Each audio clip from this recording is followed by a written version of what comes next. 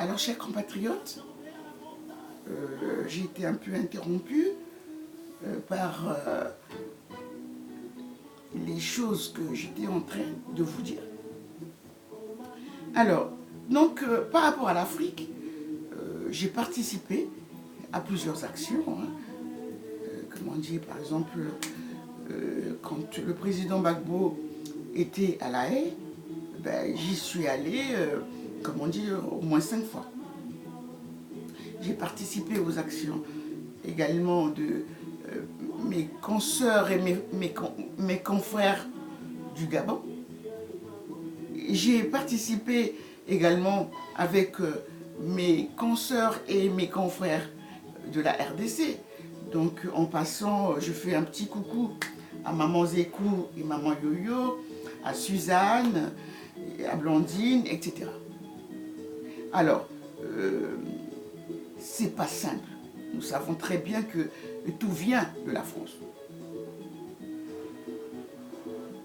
Tout le monde s'est bien rendu compte que tout vient de la France. Ce qu'on appelle cette France-Afrique. Mais il va falloir qu'à un moment donné, que les gouvernements français qui se succèdent, ils sont pareils. Ils sont pareils. Parce que j'ai comme l'impression que s'ils perdent le prix carré des pays africains, surtout les 14 pays francophones,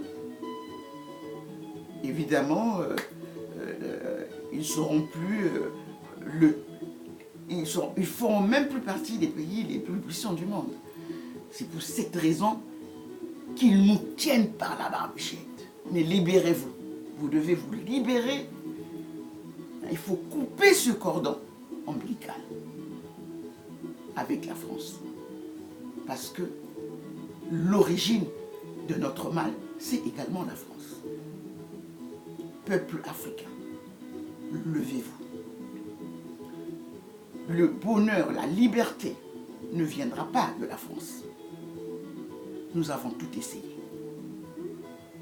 Sur le plan diplomatique, sur le plan sociétal. Sur le plan sociétal, ça marche. N'oubliez pas que les gilets jaunes qui sont devenus jaunes, c'est parce qu'également, ils en avaient marre. Ils en avaient marre. Nous avons essayé par tous les moyens de conscientiser le peuple français. Je fais la différence entre le peuple français et les gouvernements français qui eux-mêmes sont tenus par la barbichette, par des lobbies. Mais il faut s'en débarrasser. L'esclavage a été aboli. La colonisation est finie. Mais on remarque qu'il y a une colonisation moderne. Ils font tout pour nous avoir. Et j'en profite pour vous dire que je n'ai aucun respect également. Ça va heurter les consciences des uns et des autres, surtout de mes compatriotes français. Je n'ai aucun respect pour le général de Gaulle. Il a tout fait pour son pays. Mais nous, il nous a assujettis. Nous n'avons pas le droit de vivre heureux comme tout le monde. Voilà.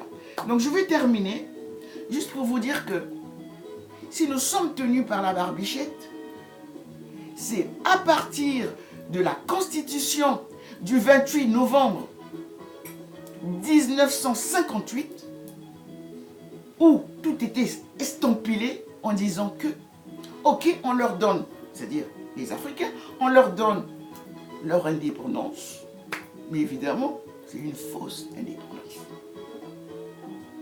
Si vous lisez, vous prenez la peine de lire cette constitution, je répète, du 28 novembre 1958, sur l'article 78 où il est stipulé, la monnaie nous appartient. C'est-à-dire la communauté. Et le président de la communauté, c'est la France. La communauté, c'est-à-dire les pays africains plus la France. C'est ça, la communauté. Et celui qui doit diriger la communauté, c'est la France. Et en son article 78, il est bien stipulé que la monnaie appartient à la communauté, dont le président et la France. Le sous-sol appartient à la communauté. Les matières premières appartiennent à la communauté, etc., etc. Vous voyez, il y a un problème. Lorsqu'on ne sait pas d'où l'on vient, on ne sait pas où l'on va. Et on est obligé de revivre les mêmes choses lorsqu'on ne sait pas ce qui s'est passé par le passé. Donc je vais terminer pour dire que un peuple qui a oublié son passé est prêt à revivre la même chose. Nelson Mandela disait ceci. Je cite, « Le courage n'est pas l'absence de peur, mais la capacité de vaincre cette peur. » Je répète. Le courage n'est pas l'absence de peur, mais la capacité de vaincre cette peur.